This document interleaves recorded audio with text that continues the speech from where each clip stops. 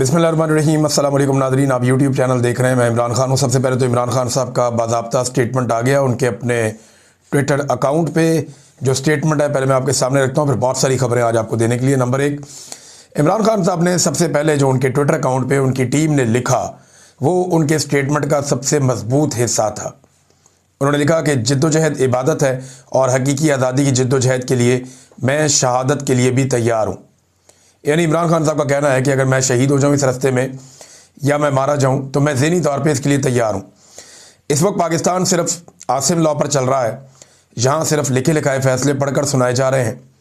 पिछले 3 साल के बेबुनियाद फ़ैसलों और सज़ाओं की तरह तोशाखाना 2 का फ़ैसला भी मेरे लिए कोई नई बात नहीं है।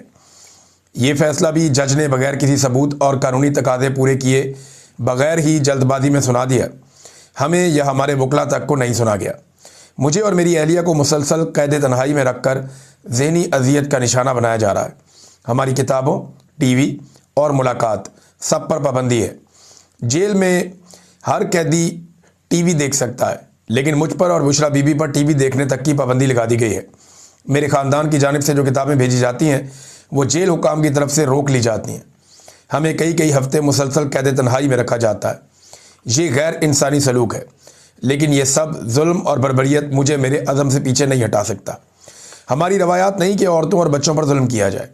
हमारे दीन में तो दौरान जंग भी ख़वातीन को बख्श दिया जाता है, मगर यहाँ महज सियासी इख्तलाफात पर ख़वातीन पर जुल्म ढाए जा रहे हैं।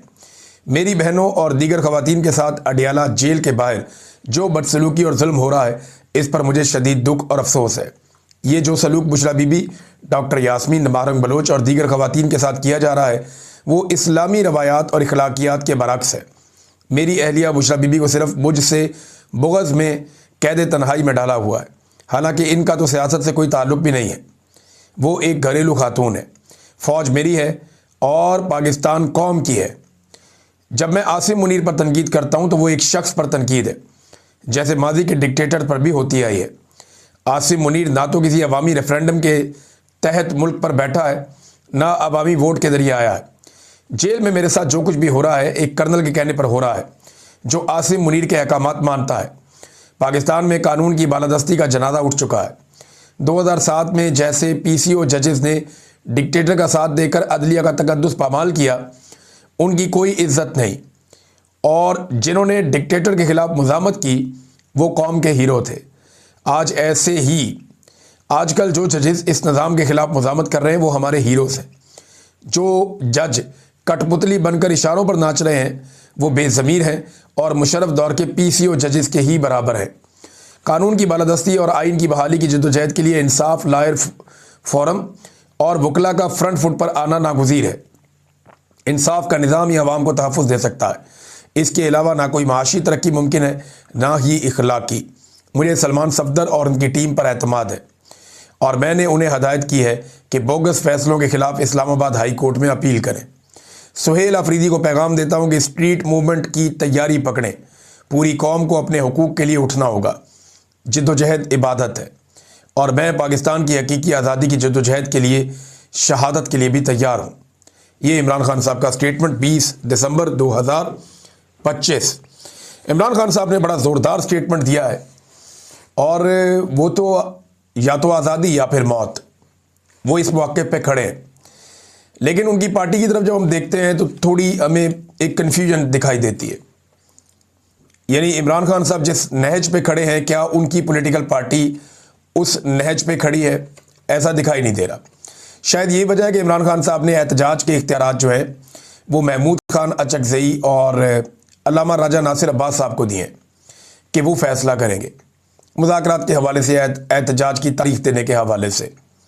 क्योंकि उनकी अपनी पार्टी के अंदर एक तो मारी बहुत पड़ती है।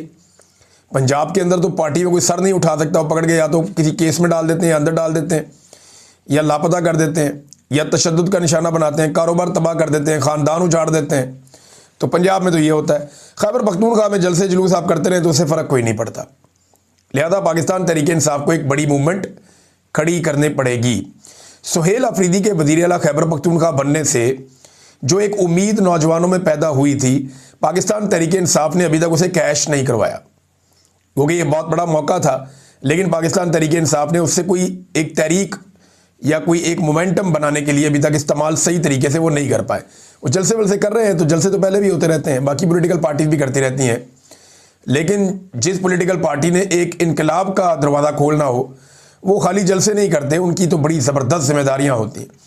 उन्हें हर गली में, हर मोहल्ले में, हर इलाके में, हर गांव में, करिया करिया हर जगह जाकर उन्हें अपना पैगाम ना सिर्फ पहुंचाना होता है बल्कि ज़ोरदार तरीके से लिए उसके साथ साथ लोगों को मुनज़्ज़म करना होता है।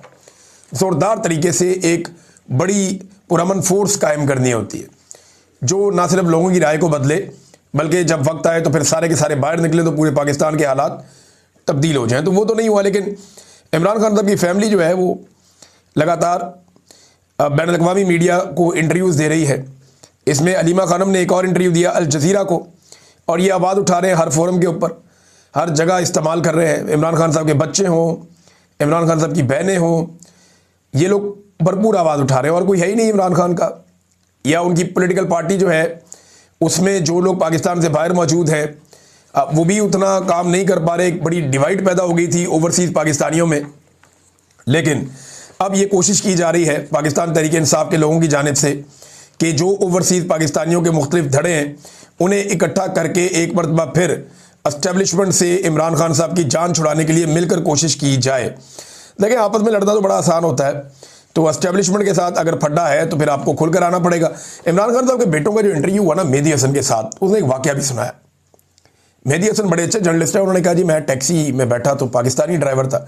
नॉर्मली यहाँ पे यूके में आप टैक्सी इस्तेमाल करते हैं तो अक्सर आपको पाकिस्तानी ड्राइवर ही आपको मिल जाते हैं, कोई इंडियन भी मिल जाते हैं लेकिन ज़्यादातर आपको पाकिस्तानी ड्राइवर्स मिलते हैं। तो वो जो पाकिस्तानी ड्राइवर था कहता है जी वो मैंने जब उससे बात की तो वो इमरान खान का तस्करा करते हुए वो रो पड़ा। उसने कहा जी मैं इमरान खान के लिए जान भी दे सकता हूँ। ये इमरान खान साहब के बेटों को उसने बताया। ये उसने कहा मैं लंदन में टैक्सी में बैठा तो टैक्सी ड्राइवर पाकिस्तानी था, मैंने पूछा कि तुम इमरान खान के बारे में क्या जानते हो। उसने कहा सर मैं इमरान खान की खातिर अपनी जान दे सकता हूँ। ये कहते हुए वो रो पड़ा।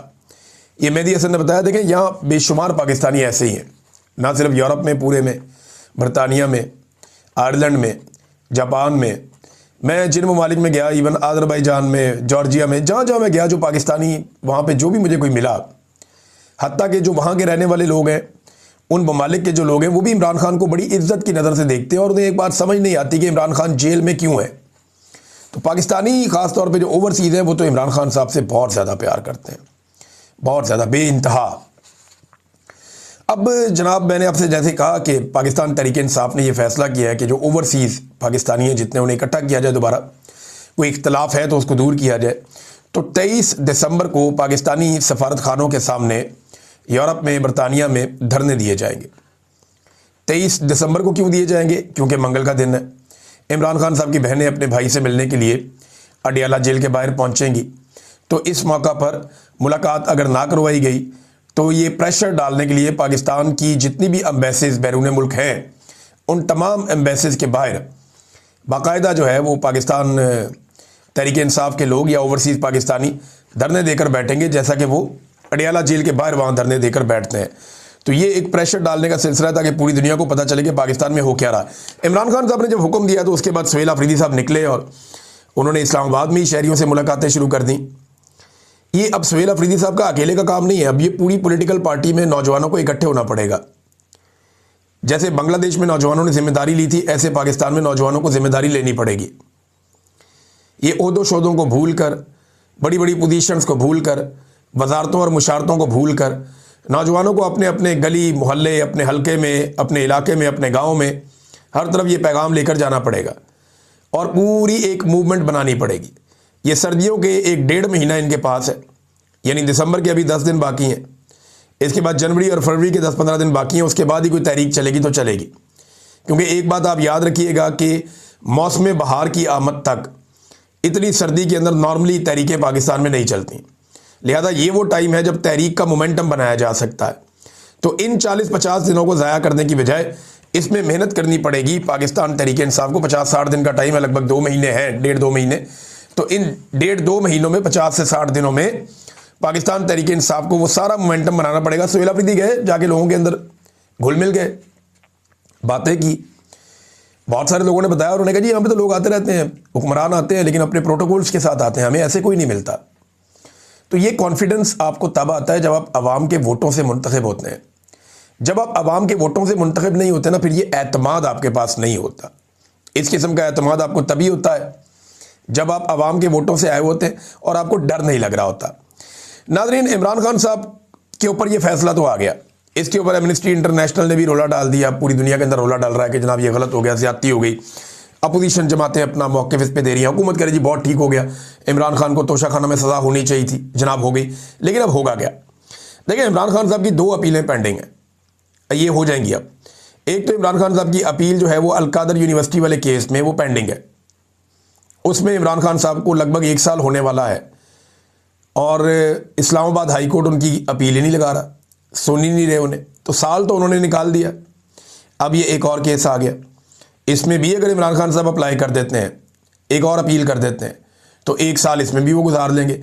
इमरान खान को जेल में रखना पाकिस्तान की मिलिट्री एस्टेब्लिशमेंट के लिए या आसिम मुनीर साहब के लिए कोई मुश्किल काम नहीं है, क्योंकि कानून को उन्होंने नाक बना दिया, मोम की नाक, वो जिधर चाहते हैं उधर मोड़ देते हैं, मसला ही कोई नहीं। तो कानून के मुताबिक, यानी इस वक्त जिस तरह कानून को उन्होंने कंट्रोल किया हुआ है और अदालतों की मदद से इमरान खान को जेल में रखना, अगर आसिम मुनीर साहब ने तो 10 साल रख ले।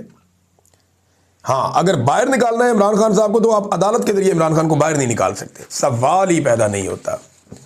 पाकिस्तान में कोई एक अदालत अब उस हालत में नहीं है जो इंसाफ देने की पोजीशन में हो। हर जगह पे कंप्रोमाइज्ड चीफ जस्टिसेस हैं और उनकी मर्जी के बगैर केस लग नहीं सकता। स्पेशली इस्लामाबाद में तो जस्टिस सरफराज जोगर को लाया गया, तो इंसाफ तो नापैद है, अब वो मुमकिन नहीं है। लिहाजा इमरान खान साहब का केस लगने नहीं दिया जाएगा। ये अब जितना देर चाहेंगे इस मामले को लटका देंगे। रास्ता एक ही है कि अवाम निकल के बाहर आ जाए, वो एहतजाज करे, लेकिन अवाम को डराने के लिए, धमकाने के लिए एक तरीक़ाकार इस्तेमाल किया जा रहा है कि ये भी सज़ा सुना दो, ये भी सज़ा सुना दो। यानी अब परसों हमने देखा कि पाकिस्तान तहरीक इंसाफ के रहनुमाओं को 10-10 साल सज़ा सुनाई 9 मई में, कल फिर सुना दी, अभी एक आधे दिन में और सज़ाएँ आ जाएंगी। इमरान खान साहब को भी 17 साल सज़ा सुना दी। ये किया क्यों जा रहा है? यही काम इससे पहले भी किया गया था, इलेक्शन से चंद दिन पहले 2024 में, लेकिन वो बैकफायर कर गया था। अभी दोबारा से वही काम किया जा रहा है। ये काम बार बार इसलिए किया जाता है कि लोग मायूस होना सीख लें। ये जो मायूसी है ना, ये मुसलमानों में होती नहीं है, लेकिन अगर आप लगातार लोगों को डिप्रेशन में डालते रहें, लगातार लोगों को आप ऐसी चीज़ें करते रहें, तो एक वक्त आता है कि लोग आहिस्ता आहिस्ता मायूस होना सीख लेते हैं। इसको कहते हैं कलेक्टिव लर्न्ड हेल्पलेसनेस। ये बाकायदा इसकी एक टर्मिनोलॉजी है। जो लोग साइकोलॉजी पढ़ते हैं उन्हें पता है कि लर्न्ड हेल्पलेसनेस क्या होती है। यानी आप ये सीख लेते हैं कि मैं हेल्पलेस हूँ, आप ये सीख लेते हैं कि नहीं कुछ नहीं हो सकता। ये अवाम को इस सतह पे लेकर जा रहे हैं कि कलेक्टिवली सारी अवाम ये सोचना शुरू हो जाए, उन्हें नहीं, इस मुल्क का कुछ नहीं हो सकता, और यार जैसे दिल करेगा फौज वैसे ही चलाएगी, और जैसे दिल करेगा मिलिट्री एस्टेब्लिश, जो आर्मी चीफ ने कहना है वही होना, और जो अमेरिका से हुक्म आना है वही आना। इन्होंने इसी तरीके से पिछले डिक्टेटर्स ने मिलकर इस मुल्क को चलाया। इमरान खान वो पहला आदमी जिसने अवाम को उम्मीद दे दी, अवाम को इतनी ज़्यादा उम्मीद दे दी कि अब अवाम को ये लगता है कि ये कुछ नहीं कर सकते, हम इनसे अपना मुल्क छीन लेंगे। लेकिन दोबारा से सारा निज़ाम मिलकर मायूसी फैलाने की कोशिश कर रहा है ताकि लोग अपने आप को हेल्पलेस महसूस करें कि वो बेचारे हैं, वो कुछ नहीं कर सकते, उनके पास कोई चारा नहीं है। तो इसलिए अब इस किस्म के टैक्टिक्स किए जा रहे हैं। क्या इनका फ़ायदा होगा या इस मरतबा फिर ये बैकफायर करेंगे, ये तो डिपेंड करता है कि इसका नतीजा क्या निकलता है। कौमी कॉन्फ्रेंस के अंदर बहुत सारी तकारीर हुई, आज के दिन में जारी रहेगी। जब ये फाइनल हो जाएगी तो हम आपको बताएंगे कि इसका नतीजा क्या निकला। लेकिन वहाँ पे एक ब्रिगेडियर जनाब महमूद साहब वहाँ पे मौजूद थे। 97 ईयर्स उनकी एज है, और मैंने पहले भी आपको इनके बारे में तारुफ करवाया था। उन्होंने कहा जिस किस्म का DGISPR हमारी मुसल्लह अफवाज पर मुसल्लत किया गया है वो शर्मनाक है। ये ठगों की हुकूमत है जिसके पीछे ताकत का बेदरेग इस्तेमाल करने वाला शख्स फील्ड मार्शल आसिम मुनीर है। पाकिस्तान की मुसल्लह अफवाज ने हमेशा भारत की जारियत का भरपूर जवाब दिया, मगर हालिया कार्रवाई में मुकम्मल तौर पर एयरफोर्स ने भारत के खिलाफ कार्रवाई की। इसके बावजूद सारा क्रेडिट आसिम मुनीर को दे दिया गया और उसे फील्ड मार्शल बना दिया गया। आसिम मुनीर ने इस एजाज़ को अपने मफाद के लिए इस्तेमाल करते हुए खुद को इस हद तक मजबूत कर लिया कि आज अमलन पाकिस्तान में आसिम मुनीर की हुकूमत है। वो जो चाहता है वही करता है। ये जनाब ब्रिगेडियर महमूद साहब फरमा रहे हैं। और ऐसा ऐसा लोग अब ना सिर्फ पहचान रहे हैं बल्कि बोलना भी शुरू हो गए हैं। और एक चीज़ आप समझ लीजिए कि ये सिस्टम कहीं जाने के मूड में नहीं है, इसे भेजना ही पड़ेगा। अगर कोई अवामी तहरीक पूरे पाकिस्तान के लैंडस्केप पे चल जाती है, गलियों मोहल्लों में लोग निकल आते हैं, लोग निकल के सड़कों में बैठ जाते हैं और लोग कहते हैं हम घर नहीं जाते, निज़ाम नहीं चलेगा जब तक इमरान खान बाहर नहीं आएगा और जब तक पाकिस्तान में अवाम का मैंडेट तस्लीम नहीं किया जाएगा और ये 2 नंबर हुकूमत घर नहीं भेजी जाएगी। तो ये सिस्टम तो कहीं जाने के मूड में नहीं है। इसका आप अंदाज़ा यहाँ से कर लेना जो जस्टिस जहांगीरी के साथ किया गया, यानी हद ही कर दी वहाँ पे। तो ना कोई कानून है इस मुल्क में, एक तरीकाकार होता है सुप्रीम जुडिशल काउंसिल का, उसको बाईपास कर दिया। वो बता रहे हैं कि जनाब ये जज साहब मुझे बुला के मेरे पे दबाव डालते रहे, वही जज साहब उनके खिलाफ सजा दे रहे हैं कि जनाब हटाओ इनको। और बाकायदा जो यूनिवर्सिटी का रजिस्ट्रार है वो कुछ और इंफॉर्मेशन दे रहा है। वो कह रहे हैं डिग्री जाली नहीं है, कह रहा है डिग्री जाली नहीं है, प्रॉब्लम कहीं और है। और बस पिछले साल आपको याद होगा एक रियाद अहमद साहब थे प्रोफेसर सिंडिकेट के, उन्हें अगवा भी किया गया था, गिरफ्तार किया गया था, उनके ऊपर भी दबाव डाला गया था। तो बस यही कार्रवाई है। आपको याद होगा एक जज साहब होते थे जिन्होंने जुल्फ़िकार अली भुट्टो को फांसी देने से इनकार कर दिया था। ये जब जुल्फ़िकार अली भुट्टो को फांसी देने का फैसला हुआ था ना, तो उस वक्त भी एक जज साहब होते थे जिन्होंने इनकार कर दिया था, जस्टिस सफदर शाह साहब। इन्होंने कहा था जी इसका गंद का हिस्सा मैं नहीं बनूंगा। तो ये जो जज साहब थे ना, इनकी मैट्रिक की डिग्री जाली निकल आई थी, अभी बीए की डिग्री जाली निकल आई है। इमरान खान की डिग्री ऑक्सफोर्ड यूनिवर्सिटी की है, शुक्र है, वरना वो भी इन्होंने जाली कर देनी थी, इनका कोई पता नहीं होता। तो नाज़रीन, वो बड़ी खबर जिसकी तरफ हम हर वीलॉग में उसका जिक्र करते हैं, उसकी तरफ हम दोबारा आ जाते हैं। और ख़बर यह है कि गुज़िश्ता 24 घंटों में मज़ीद 10 फ़लस्तीनियों को इसराइल ने शहीद कर दिया है। पाकिस्तान में ये बहस बहुत हद तक छिड़ चुकी है। वो मौलवी जो थोड़े दिन पहले तक फील्ड मार्शल और वज़ीर आज़म के सामने खुशामद कर रहे थे, अब वही मौलवी जो है वो अजीबोगरीब कशमकश में वो स्टेटमेंट देते हैं कि हमारी फ़ौज जाएगी नहीं जाएगी, हम क्या करने जाएंगे गज़ा। वो जस्टिफाई नहीं कर पा रहे क्योंकि वो डरे हुए हैं। उन्हें इस बात का आइडिया है कि अगर हमने हमायत कर दी फ़ौज के गज़ा जाने की और फ़ौज गज़ा में चली गई और हमास के साथ फ़ौज की झड़प हो गई या हमास के साथ फ़ौज की लड़ाई हो गई या इन्होंने हमास को गैर मुसल्लह करने की कोशिश की, और ये चीज़ें आलमी मीडिया में तो आ जाएंगी, और जब ये चीज़ें आलमी मीडिया में आ जाएंगी तो हमारी पाकिस्तान में मंजी ठुक जाएगी। ये वो तमाम मौलवी जो खुशामदी मौलवी हैं, दरबारी मौलवी हैं, वो बेचारे भी परेशान है कि इस सिचुएशन में अब करना क्या है। वो मुँह छुपाते फिरते हैं, उन्हें समझ नहीं आ रही। देखें, अगर फ़ौज गज़ा में नहीं जाती तो इस सूरत में क्या होगा, फिर दूसरी फ़ौजें बुलाई जाएंगी, उनको भेजा जाएगा और पाकिस्तान जो खिदमात सर अंजाम दे सकता है, जितना अपने आप को पेश कर सकता है ट्रंप के सामने, उस लेवल तक पेश नहीं करेगा तो ट्रंप भी उनको उसी तरह देखेगा पाकिस्तान को। लेकिन अगर ये फ़ौज भेजते हैं तो ट्रंप का आशीर्वाद इनके सर पे रहेगा। लेकिन फ़ौज वहाँ जाती है तो फिर क्या होगा, ये बहुत इंपॉर्टेंट है। देखिए ना, फ़ौज वहाँ पे सिर्फ सैर सपाटे के लिए तो नहीं जा रही, ना ही फलाई कामों के लिए जा रही है कि जाके अस्पताल में संभाल ले लोगों को, ना ही वो लोगों की रेस्क्यू करने के लिए जा रही है। फ़ौज एक्चुअली वहाँ पे जा रही है अमन कायम करने के लिए, और वो इसराइल के बिहाफ पे हो रहा है, अमेरिका के बिहाफ पे हो रहा है, वो हमास या फ़लस्तीन के बिहाफ पे नहीं हो रहा। और डिमांड सबसे नंबर 1 क्या है कि हमास को वहाँ से बेदखल किया जाए, हमास को, और हमास की वहाँ पे हुकूमत है, याद रखिएगा। ये गज़ा का पूरा रजीम चेंज ऑपरेशन है जो करने के लिए एक फ़ौज वहाँ पे भिजवाई जाएगी। अगर पाकिस्तानी फ़ौज वहाँ पे जाती है और इसराइल की और हमास की लड़ाई होती है तो आपके ख्याल में पाकिस्तानी फ़ौज किससे लड़ेगी? हमास से लड़ेगी या इसराइल से लड़ेगी? या रोकेगी तो किसको रोकेगी? क्या पाकिस्तानी फ़ौज किसी लम्हे भी एक लम्हे के लिए इसराइल के साथ लड़ने जा रही है? सवाल ही पैदा नहीं होता, सवाल ही पैदा नहीं होता। इसराइल की मर्जी से अगर कोई फ़ौज वहाँ पे जा रही है तो वो इसराइल से तो कभी नहीं लड़ेगी ना। हाँ, ये बात हमारे वुज़रा पहले दिन से कह रहे हैं कि हमास को गैर मुसल्लह करना ज़रूरी है, और हमास ने ये बात तस्लीम की। ये झूठ हमारे वुज़रा बोल रहे हैं, क्योंकि हमास ने 14 नवंबर को डोनाल्ड ट्रंप के मंसूबे के जवाब में ये कहा था कि जंगबंदी भी कबूल है, यरगमालियों की रिहाई भी कबूल है, लेकिन हथियार हम नहीं फेंकेंगे जब तक कि फ़लस्तीन की अपनी एक आज़ाद खुद मुख्तार रियासत नहीं बन जाती और कोई सियासी सलूशन नहीं निकल जाता, तब तक हथियार हम नहीं फेंकेंगे। और यही बात मोहम्मद बिन सलमान ने भी कही।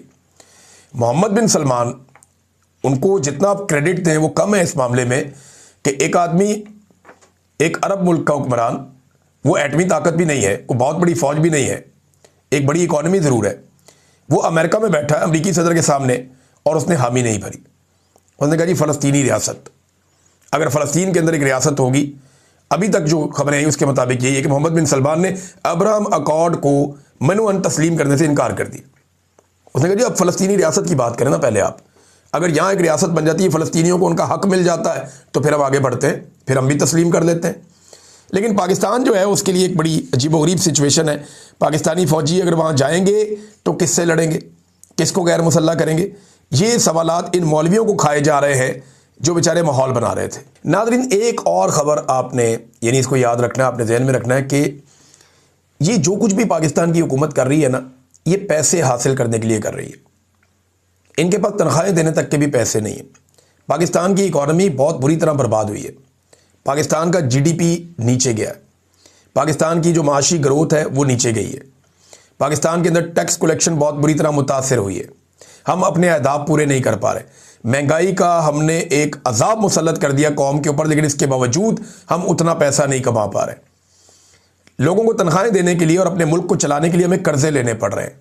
अगर कर्जे ना मिले तो हमें 2 दिन में दिवालिया हो जाए, जो हालत इन्होंने पाकिस्तान की कर दी है। लोग पाकिस्तान छोड़ छोड़ के जा रहे हैं। सिर्फ एक डाटा आपके सामने रखता हूं कि एक साल में 10 अरब डॉलर्स दुबई में गए हैं पाकिस्तानियों के, और अब तक पाकिस्तानियों के 100 अरब डॉलर्स के असासे दुबई के अंदर बन चुके हैं। ये मैं सिर्फ एक मुल्क और एक जगह की आपको बता रहा हूं, बाकी सब आप निकालें तो आप हैरान हो जाएंगे। अब तक के लिए इतना ही। अपना ख्याल रखिएगा, अपने इस चैनल का भी। अल्लाह हाफिज़।